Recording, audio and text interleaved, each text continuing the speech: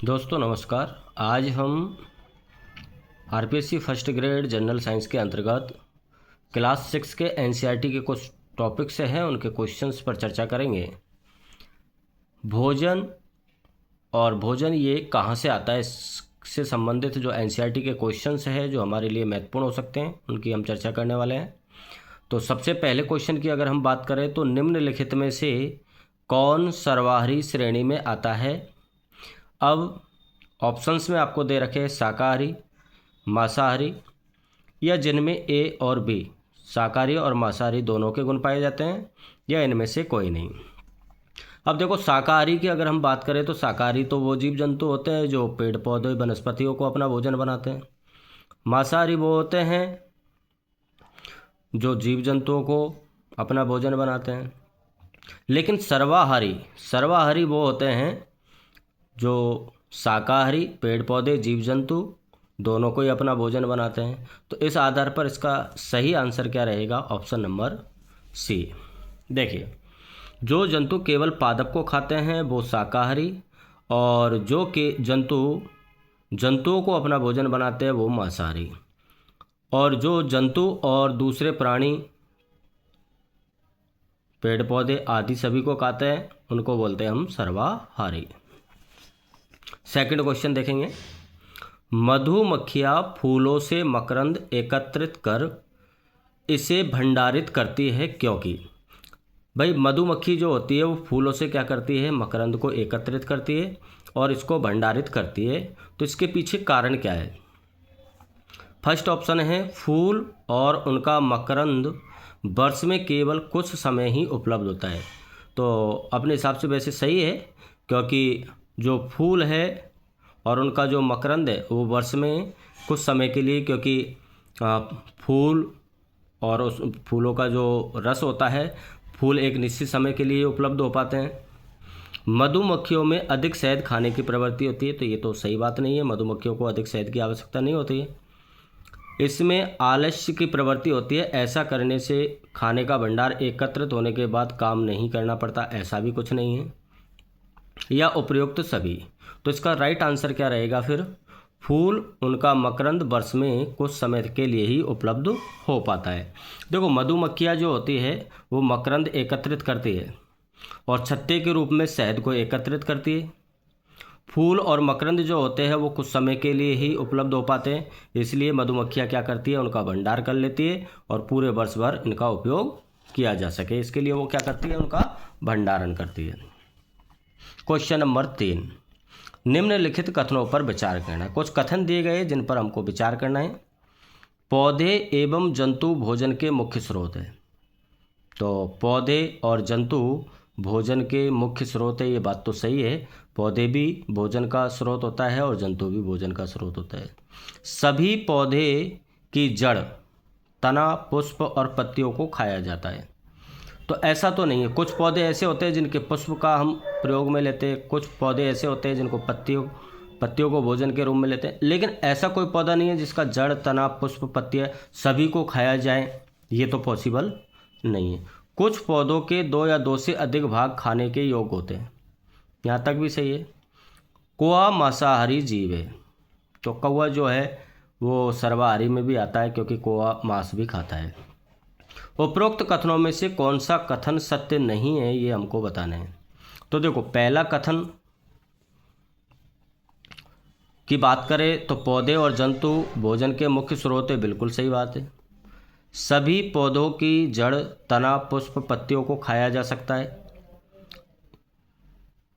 तो कोई ज़रूरी नहीं है। कुछ पौधों के 2 या 2 से अधिक भाग खाने के योग्य होते हैं, बिल्कुल सही है।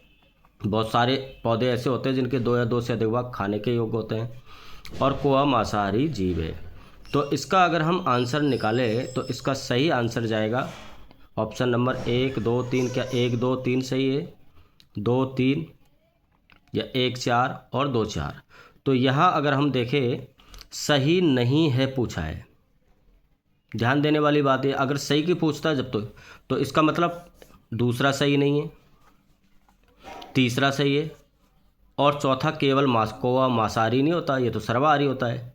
तो ये भी ऑप्शन गलत है। तो इसका मतलब दूसरा और चौथा ऑप्शन इसमें सही नहीं है, और दूसरा और चौथा आपको ऑप्शन नंबर डी में दे रखा है। तो राइट आंसर क्या हो जाएगा? Option number D. इस क्वेश्चन की व्याख्या भी देख सकते हो। सभी पौधों की जड़, तना, पुष्प, पत्तियों का प्रयोग खाने में नहीं किया जा सकता, क्योंकि पौधों का कुछ विशेष हिस्सा ही प्रयोग होता है। सभी पौधों में कुछ भिन्नताएं भी होती है। सरसों की पत्तियां और बीज का ही प्रयोग खाने में किया जाता है। कुछ पौधों के 2 या 2 से अधिक भागों को खाने में। और कौवा एक क्या है? सर्वाहारी जीव है। कैसा जीव है कौवा? सर्वाहारी है, केवल हम इसको मांसाहारी नहीं बोल सकते। क्वेश्चन नंबर 4, यहाँ युग्म दे रखे आपको, सूची फर्स्ट और सूची सेकंड से सुमेलित कीजिए। सूचियों के नीचे दिए गए कूट का प्रयोग कर सही उत्तर का चयन करना है। अब सूची फर्स्ट में और सूची सेकंड में आपको सामंजस्य बैठाना है, कौन सा सूची फर्स्ट किससे सुमेलित है सूची सेकंड में। तो फर्स्ट में दे रखा है शेर और बाघ। अब सूची सेकंड में इसको आपको मिलाना है। तो शेर और बाघ सब्जियां है, सभी जंतु उत्पाद है, दूसरे जंतु को खाते हैं, पादप एवं पादप उत्पाद खाते हैं।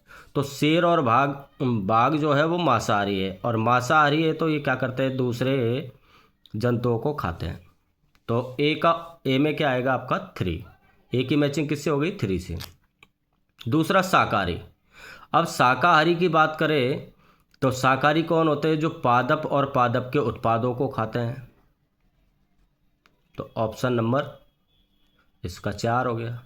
पालक और फूल गोभी क्या है? तो पालक और फूल गोभी क्या है? आपकी सब्जियां हैं। दूध, पनीर, घी, दही, ये सभी क्या है? ये जंतुओं से प्राप्त होने वाले उत्पाद है। तो अब आपको इस कूट में सही आंसर देखना है। तो ए किससे मैच कर रहा है? ऑप्शन नंबर 3 से। तो ए 3 किस में है? ए में भी है और बी में भी है, सी में नहीं है, डी में नहीं है। तो ये ऑप्शन तो कट गए। ठीक है। अब दूसरे को देखो, शाकाहारी कितने नंबर से संबंधित है? 4 से। तो बी में क्या होना चाहिए? 4। तो दोनों में 4 दे रखा है। तो फिर सी को देखो, पालक गोभी ऑप्शन नंबर 1 से। तो सी में क्या आना चाहिए? 1। अब फर्स्ट ऑप्शन में तो 2 आ रहा है, तो फर्स्ट ऑप्शन गलत। राइट कौन सा हो गया? Option number B. ठीक है। इस तरीके के क्वेश्चंस एग्जाम के अंतर्गत बनते हैं, और इनको इस तरीके से हमको देखना चाहिए। अब दूसरा टॉपिक आता है भोजन के घटक को लेकर के। देखो इसमें क्या क्वेश्चन है? निम्नलिखित में से कौन सा भोजन के पोषक तत्वों में सम्मिलित है? आपको ये बताया ना, इनमें से कौन भोजन के पोषक तत्वों में सम्मिलित आता है। तो खनिज लवण, दूसरा विटामिन, और तीसरा आहारी रेशे या रुक्षांश। नीचे दिए गए कूट में से सही उत्तर का चयन करना है। तो खनिज लवण बिल्कुल भोजन के पोषक तत्वों में आते हैं। विटामिन की हमारे vitamin A, vitamin B, vitamin C, ये सारे भोजन के पोषक तत्वों में आते हैं। आहारी रेशे या रुक्षांश जो रेशे होते हैं पादप के, वो हमारे भोजन के पोषक तत्वों में सम्मिलित नहीं है। तो इसका मतलब 1 और 2 है, खनिज लवण और विटामिन दोनों हैं। दिए गए कूट में से आपको चयन करना है। तो फर्स्ट ऑप्शन में तो केवल 1 दे रखा है। अब 1 और 2 किस में दे रखा है? ऑप्शन नंबर बी में। तो इसका राइट आंसर हो जाएगा केवल 1 और 2। अगले क्वेश्चन की ओर चलते हैं। अगला क्वेश्चन देखिएगा, भोजन के विभिन्न पोषक तत्वों के संदर्भ में निम्नलिखित कथनों पर विचार करना है। आपको भोजन के पोषक तत्व दे रखे हैं, तो इनमें जो कथन दे रखे हैं उन पर विचार करिए। कार्बोहाइड्रेट तथा वसा हमारे शरीर को मुख्य रूप से ऊर्जा प्रदान करते हैं। तो कार्बोहाइड्रेट और वसा का कार्य क्या है? ऊर्जा प्रदान करना है। ठीक है। प्रोटीन तथा खनिज लवण हमारे शरीर की वृद्धि और अनुरक्षण के लिए आवश्यक है। ठीक है। विटामिन हमारे शरीर की रोगों से रक्षा में सहायता करता है। ये भी एकदम सही है, क्योंकि विटामिन की कमी से रोग होते हैं, अतः विटामिन हमारे रोगों की रोग प्रतिरोधक क्षमता में भी सहायता करता है। उपरोक्त कथनों में से कौन सही है? तो केवल 1 या 2 या 3, 1 या 3 या 1, 2, 3। तो यहाँ तीनों ही कथन सही है भाई। कार्बोहाइड्रेट वसा हमारे शरीर में मुख्य रूप से ऊर्जा प्रदान करते हैं, एकदम सही है। ऊर्जा देने का काम है। प्रोटीन खनिज लवण जो होते हैं वो शरीर की वृद्धि और उनका अनुरक्षण करने का काम करते हैं। और विटामिन जो होते हैं वो शरीर से रोगों की रक्षा प्रतिरोधक क्षमता को बढ़ाते हैं। तो इसका राइट आंसर हो जाएगा ऑप्शन नंबर डी। ठीक है, अगला क्वेश्चन, कार्बोहाइड्रेट के विभिन्न प्रकारों के संदर्भ में निम्नलिखित पर विचार कीजिए। अब यहाँ आपको कार्बोहाइड्रेट दे रखे हैं, अमीनो अम्ल, मंड और शर्करा। उपरोक्त में से कौन से कार्बोहाइड्रेट का प्रकार नहीं है? अब ये अमीनो अम्ल, मंड और शर्करा में कार्बोहाइड्रेट कौन नहीं है? तो देखो, शर्करा, जितनी भी शर्कराएं होती है, ग्लूकोज, फ्रक्टोज, कार्बोहाइड्रेट आदि, वो सभी शर्करा है, कार्बोहाइड्रेट है। मंड, स्टार्च, स्टार्च भी किसका रूप है? कार्बोहाइड्रेट का रूप है। ग्लाइकोजन भी किसका रूप होता है? कार्बोहाइड्रेट का रूप होता है। लेकिन एमिनो अम्ल जो होता है वो एमिनो अम्ल दरअसल एक प्रोटीन है। एमिनो अम्ल क्या है? प्रोटीन है, ये कार्बोहाइड्रेट नहीं है। और क्वेश्चन में क्या पूछा था? कौन सा कार्बोहाइड्रेट का प्रकार नहीं है? तो नहीं है, कौन नहीं है? एमिनो अम्ल। तो इस प्रश्न का सही आंसर क्या हो जाएगा? एमिनो अम्ल हो जाएगा। ठीक है, अगला क्वेश्चन, वसा भोजन का एक महत्वपूर्ण घटक होता है। वसा जो होता है भोजन का महत्वपूर्ण घटक होता है, सही है। वसा के संदर्भ में निम्नलिखित कथनों पर विचार करना है। भोजन में वसा की अत्यधिक मात्रा मोटापे का कारण बनती है। वसा शरीर को ऊर्जा प्रदान करता है, बिल्कुल सही है। वसा की तुलना में कार्बोहाइड्रेट की समान मात्रा में हमें अधिक ऊर्जा प्राप्त होती है। तो देखो, भोजन में वसा की अत्यधिक मात्रा बिल्कुल सही है, क्योंकि फैट जो बढ़ती है वो वसा के कारण बढ़ती है। तो इसका मतलब ये ऑप्शन तो सही है। वसा शरीर को ऊर्जा प्रदान करने का काम करती है, ये भी बात सही है। लेकिन वसा की तुलना में कार्बोहाइड्रेट की समान मात्रा में हमें अधिक ऊर्जा प्राप्त होती है, ये बात तो सही नहीं है, क्योंकि अधिक ऊर्जा तो ये प्रदान वसा में नहीं होती है। कार्बोहाइड्रेट की तुलना में कार्बोहाइड्रेट ज़्यादा ऊर्जा देता है। तो आपका ऑप्शन नंबर सी क्या हो गया? यहाँ पर 3 गलत हो गया। अब आपको उपरोक्त में से सही को पहचानना है। तो सही कौन सा हुआ? 1 और 2, और 1 और 2 किस में है? ऑप्शन नंबर बी में। तो इस प्रश्न का सही आंसर होगा ऑप्शन नंबर बी।